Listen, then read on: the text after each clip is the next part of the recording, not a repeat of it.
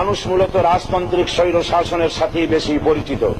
বস্তুত বর্তমান পৃথিবীতে গণতান্ত্রিক শাসন ব্যবস্থায় জবাবদেহিমূলক, কল্যাণমূলক, স্বচ্ছ প্রশাসনের যে কথাবার্তা আমরা শুনতে পাই, এর প্রথম উপস্থাপক হলেন বিশ্বনবী হযরত মুহাম্মদ রাসূলুল্লাহ সাল্লাল্লাহু আলাইহি ওয়াসাল্লাম।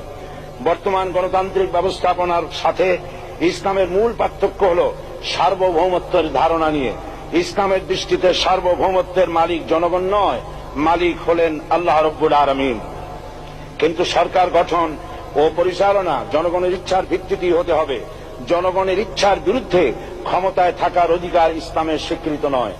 মাননীয় স্পিকার, সাধারণত লক্ষ্য করা যায় সরকার, সরকারি কর্মকর্তা ও কর্মচারীবৃন্দ জনগণের উপর নানাভাবে জুলুম, নির্যাতন বা শোষণ করে থাকে।